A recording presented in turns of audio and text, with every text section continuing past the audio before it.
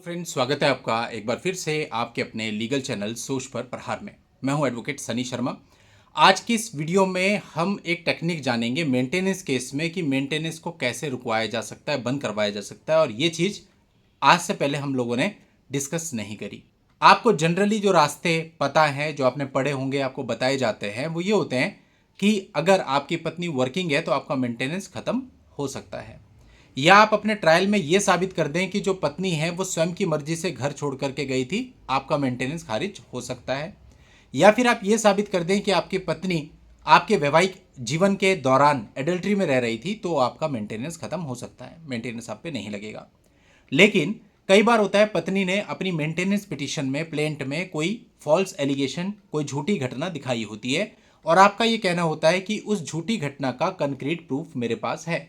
For example, अभी एक मामला आया था जिसमें पत्नी ने एक पर्टिकुलर डेट मेंशन करी और बोला इस दिन पति ने मेरे साथ मारपीट करी है, मेरे को लात घूंसे मारे हैं, और भी बहुत सारी चीजें लिखी थी। लेकिन पति का यह कहना था कि उस दिन पत्नी अपने मायके में थी और उस पूरे दिन की सीसीटीवी रिकॉर्डिंग उसके पास है, जिसमें वो दिखाई दे रहा है। और आधे दिन के बाद वो कहीं दूर चला गया था, तो उसके सारा जो उसने टोल क्रॉस किए होंगे वो सारी रसीदें भी उसके पास हैं।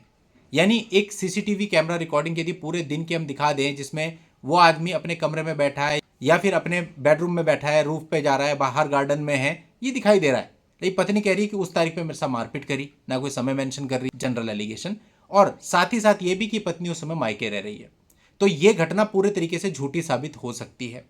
तो अगर मैं इस घटना को झूठी साबित कर दूंगा तो क्या फिर भी मेरा मेंटेनेंस बंधेगा?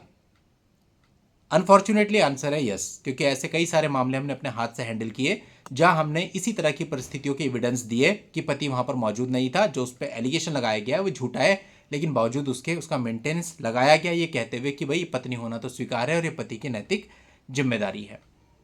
अब हम ऐसा क्या करें अगर हमारे केस में एडल्ट्री भी नहीं है, डेजर्शन भी हम साबित नहीं कर सकते, तो और क्या कर सकते हैं? या पत्नी वर्किंग भी नहीं है, तो कोई उपचार क्या हमारे पास है कि हम पत्नी का मेंटेनेंस खारिज करवा दें, जबकि एलिगेशन झूठे करने से भी मेंटेनेंस खारिज नहीं होता? तो ऐसा ही एक रास्ता आज के इस वीडियो में हम जानेंगे। वीडियो में आखिरी तक आप लोग बने रहना। अभी तक भी चैनल को सब्सक्राइब नहीं किया है तो चैनल को सब्सक्राइब करके नोटिफिकेशन बेल पर जरूर क्लिक कर लें, क्योंकि इस चैनल पर इस प्रकार की वीडियोज आप लोगों की हेल्प के लिए मैं निरंतर लाता रहता हूँ। चैनल के मेंबर बनना चाहते हैं तो होम पेज पर ज्वाइन के बटन पर क्लिक कर लें, आपको सारे मेंबरशिप के ऑप्शन वहां मिल जाएंगे, अपनी सुविधा अनुसार आप चूज कर सकते हैं। देखिए, जो 125 सीआरपीसी है, इसी का नया नाम हो गया 144 बीएनएसएस। एक बार आप इसको ध्यान से पढ़िए। अगर आप इसको ध्यान से पढ़ेंगे तो पाएंगे इसमें लिखा हुआ है कि एक संपन्न साधनों वाला व्यक्ति जो कि अपनी पत्नी के भरण पोषण से मना करता है, रिफ्यूज करता है, इनकार करता है, उसके विरुद्ध भरण पोषण का आदेश पारित किया जाएगा। इसी को दूसरे शब्दों में अगर आप समझें तो आप यह कह सकते हैं कि एक पति जो अपनी पत्नी का भरण पोषण पर्याप्त आधारों पर करता आ रहा है, उसने कभी भी अपनी पत्नी के भरण पोषण करने से इनकार नहीं किया है, उसके विरुद्ध मेंटेनेंस का ऑर्डर नहीं होगा। अगर आप निष्कर्ष निकालें या दूसरी लैंग्वेज में इसको समझने की कोशिश करें। अब यदि ट्रायल में, देखो ये जो मैं बता रहा हूं ये इंटरिम पर लागू होने वाली चीज नहीं है, बिकॉज ये तो आप ट्रायल में साबित कर सकते हैं कि आप अपनी पत्नी का भरण पोषण निरंतर करते आए हैं, कभी भी आपने उसके लिए मना नहीं किया है, आपने अच्छे से अच्छा उसके लिए किया है।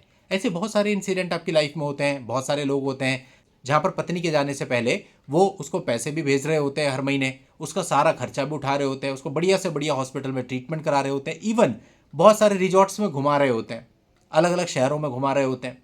ये सारी चीज़ें अगर आप अपनी रिकॉर्ड पर रखते हैं और पत्नी का क्रॉस एग्जामिनेशन इसके ऊपर किया जाता है, कुछ क्वेश्चंस पूछे जाते हैं जिससे ये निष्कर्ष निकल करके आए कि आपने पत्नी का भरण पोषण हमेशा किया, कभी भी मनाही नहीं करी, क्रॉस में ही निकल करके आए। अगर क्रॉस आपकी अच्छे से हो जाए और आप ये निकालने में कामयाब हो जाए तो अपने आर्ग्यूमेंट्स में आप इसको यूज कर सकते हैं कि पत्नी स्वयं स्वीकार करती आ रही है कि हमेशा उसको पैसे मिलते आए हैं, उसका अच्छे से अच्छा ट्रीटमेंट हुआ है, उसका अच्छे से अच्छा खाना पीना हुआ है, उसको अच्छे से अच्छी जगह पर घुमाया गया है, कहीं कोई कमी नहीं है, यानी कि मैं अपनी पत्नी का भरण पोषण निरंतर करता हुआ आ रहा हूं, मैंने कभी भी मनाही नहीं की है। तो 125 सीआरपीसी की जो डेफिनेशन है उसके अंतर्गत ये मामला फिट नहीं बैठता है। अब कई सारे लोग ये भी कह देंगे कि साहब ये तो कोर्ट मानता ही नहीं है। देखो, ऐसा नहीं सोचना है।